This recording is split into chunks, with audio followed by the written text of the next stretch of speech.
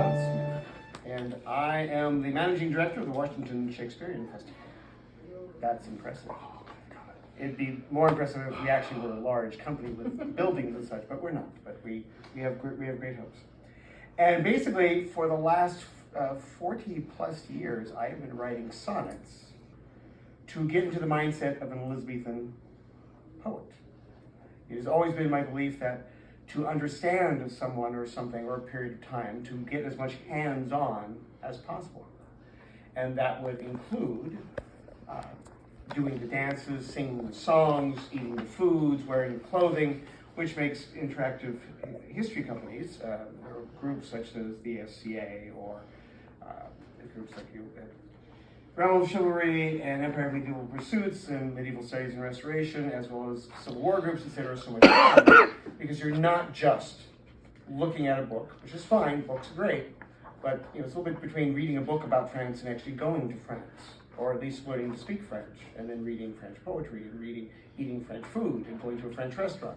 All these things help inform us into the reality. And so this is volume 1 of going to be 5 different volumes of samples of my sonnets. I've written over 3,000 to get into the mindset of it, and this is a few hundred, and this is mostly the romantic ones. And there'll be another volume of those, and there'll be other ones on other topics such as nature and praise poems, etc.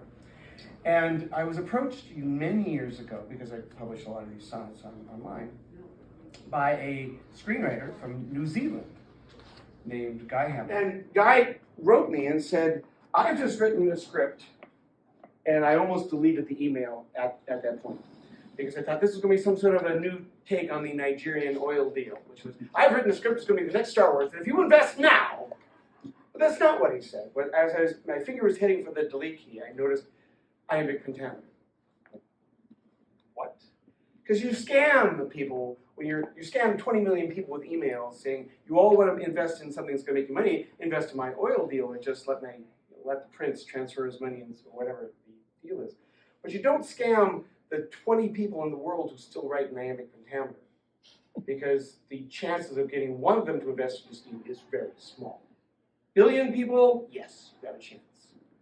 So I read the email. It says, I've written the script based on Two Gentlemen of Verona, but set in the modern setting, and it's done in modern English. I want it translated into Elizabethan English. Are you interested? The answer, of course, was an enthusiastic yes, and I lived the next 2 or 3 months in the heights, in the breathing the air that the master's breathed, translating his work, doing all this, of course, over the internet with long-distance phone calls and then eventually Skype, etc. And I translated the script. And it's still sitting these years later, unproduced, but at least it was done. And so it gave me courage that when I got the idea of wanting to know, how long does it take to write an Elizabethan 5-act comedy? Because I wanted to know, because I was doing research into Shakespeare. I didn't really know, and so I thought, well, I can at least write a play. It may or may not be all that great, but I can create 2,700 lines of iambic pentameter dialogue. And so what plot shall I do? Shall I do a story, like most of Shakespeare's plays are based on a previous story, Pyramus and Thisbe, or a history of Henry V, etc. You've got Hollingshead, etc. You're pulling from the actual play. Or a tragedy, you're retelling Hamlet, retelling Macbeth, twisting the facts a bit. But I decided to take the elements that Shakespeare uses so often and create a new plot based on standard elements. Women dressed as men, servants being smarter than masters, a shipwreck is always good, twins, also very good. Hello. Welcome to the play. Good. I have handouts. Homework later. So this is the reading over there. And so it took me that I wanted to write this full play, and so I did. And it's a comedy, and the blurb is this: in ancient kingdom of Illyria, 3 slaves accompany the masters on a sea journey. There is a storm, there are pirates, and everyone's ship is wrecked.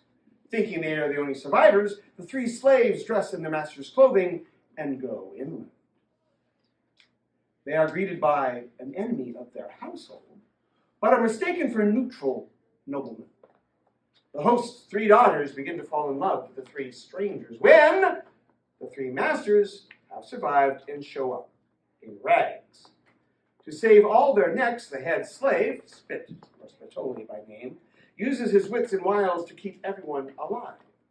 He is tempted to take more than his freedom when it is clear that the eldest daughter, Diana, could be his. All he has to do is lie. She is more than what was wanted, which is clearly the title of the piece. So what's an honorable man to do? A modern comedy set on the stage of the first Queen Elizabeth. So this is created. This is more than just a script. It's also all of my notes and such. So it can be fully explained. And the scene I'm going to be reading is between Spitoli and the eldest daughter. Now, mind you, she thinks he's noble. He's not really said he is. He's just said, I'm not those nobles, which is a true statement. Because there is a truth-telling lion, stone lion, that is owned by the enemy of his master's household. And anybody who comes into their property has to stick their hand in this lion's mouth and state the truth. If not, then the lion will rip their arm apart. And you'll know that the lion can tell. You put a stick in their mouth and you tell it that's an elephant. They'll know that was a lie. And so he gets by this he puts his hand in there when they're first discovered, and the person says, well, are you of noble blood from our enemy household? Well, no, I'm not of noble blood, I'm a slave. But what he says is simply, no, I'm not noble blooded from that household. And they accept him. And so as it goes on, Spitoli is stuck in this problem of having to try and keep everybody alive by not quite explaining who people really are. And he just wants to get them all out of there.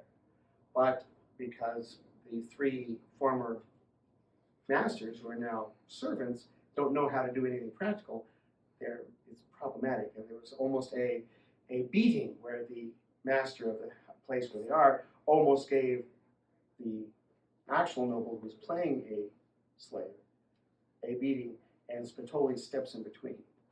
So this is part of the reason why Diana regards him with such affection. So it starts off with Spitoli talking in a soliloquy to the audience. Let's see here, part on the first page. This is written in iambic pentameter. It's written to be confusable with an Elizabethan playwright. If you didn't know, this wasn't Shakespeare or Marlowe or something such as that. Sweet angels in their cloudy beds must sigh like I now sigh. 'Tis like a heaven, but with a devil in the closet. Such I have dared, and punishment will know. 'Tis over that horizon, yet the night is long, and nothing hurries morning's dawn. Touches his hand to where Diana recently kissed his cheek. What was the spirit held within that right? For me it boiled my blood like dousing iron, though so suddenly all humors into air. Such steam, such fragrance fair, and such a breath. What craft of artisan makes life as fair, heart-filling? If today had such a death, there'd be no living soul to see tonight. This dream, though wounding, lives on. And the light enters Diana with a lit candle. I see 2 twins, both bright, both warm, both soft. I must make myself known, or else accost a good eve to you, Diana. Even, good fortune smiles, improves your father's health. It does, and gladly given prayers and psalms have answered been. Will you stay long, my lord? We have assignments lending humble hands, improving at this temple smallish thing. You lend to labor much of noble worth. We know so much of goodness by your deeds, but sand to boulders with your names or creeds. Well, we're travelers whose fates have deemed to toss upon your shore as gift for what we lost.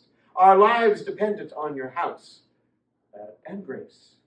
What pleases thee gives smiles to each our face. But what of thy family? What place is home? My natal chart says I may find a friend from friendless foreign lands. I think I'm one.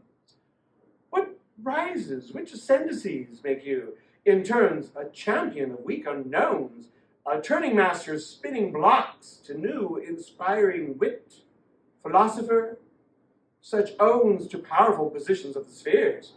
What forms you, and who you are, and sends you here? Beyond my plan or prayer, or wish or will, did I cross thus into your lands. The seas conspired, and though did take a heavy toll, conveyed us to this happiness, and we do so enjoy in joining amongst those here. Have you a wife at home, and children dear? Oh, but none. Permissions, opportunities have never yet afforded such a prize. A man, such as I am, has fee against his time, and truly, though her harp pluck tune, I cannot dance where my heart may direct. I am a shadow at the stroke of noon. Have you discovered on your pilgrimage a truth in beauty that could sway your heart? A lady virtuous and strong, of age and learning that could complement your thoughts? A woman properties, beloved with dower, befitting of her family name, in health, respectable, of form, a pleasant ear, of tresses ample, with a face whose wealth, some say, gives lifts to containing qualities. A face, angelic rapture, brow and cheek, of firm intelligence, two eyes whose jewels do glisten, such midsummer mornings fine, whose lips sweet voices sound, and wears a red that matches every crimsoned rose ere bloom. Ah, the evening's dark descends, thy flame is low. My flame, my lord, is not so very low. 'Tis time I think attention to the play. I love thee. Such cannot be. I love thee, with a maiden shame ignored, to speak so strongly where else observed would blush me to my death. No other blood available for my extremities nor organs, but my heart is full of blood. I hear it against the cage that guards as thunder. No, this cannot be. It is.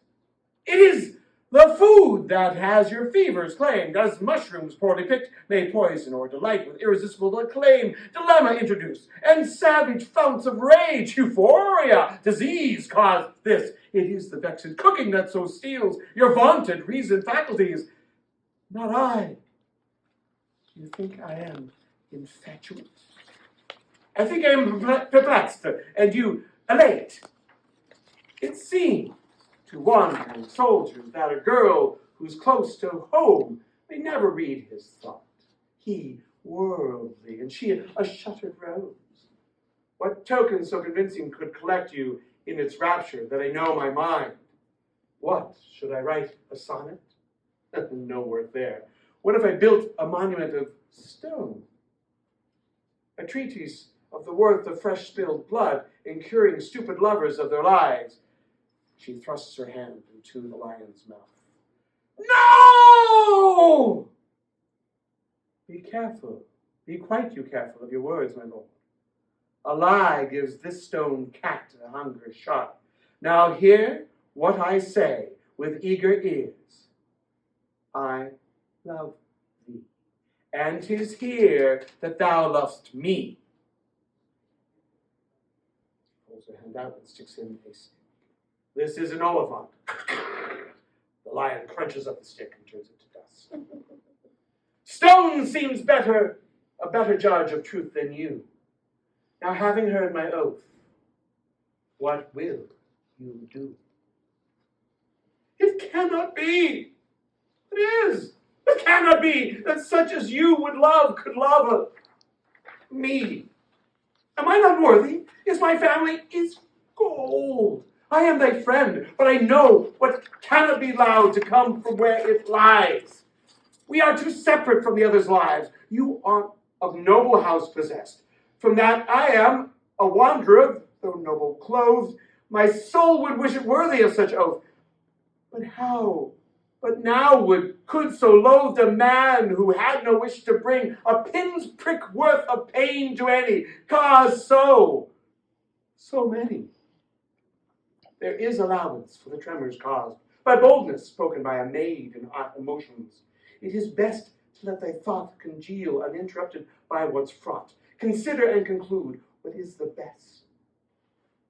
I wait and plan and wait for all the rest. Exit Diane.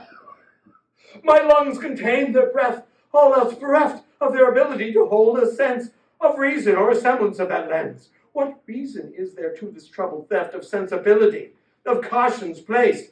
It is a punishment for reaching high beyond my birth and place. I should then die for crimes that I have tried, the why erased on grounds that mangle the intent. A lie breaks all the good it could accomplish.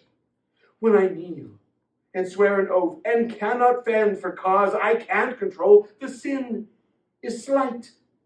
For promises deliberate, foul in birth, their greatest sin, the greatest on the earth.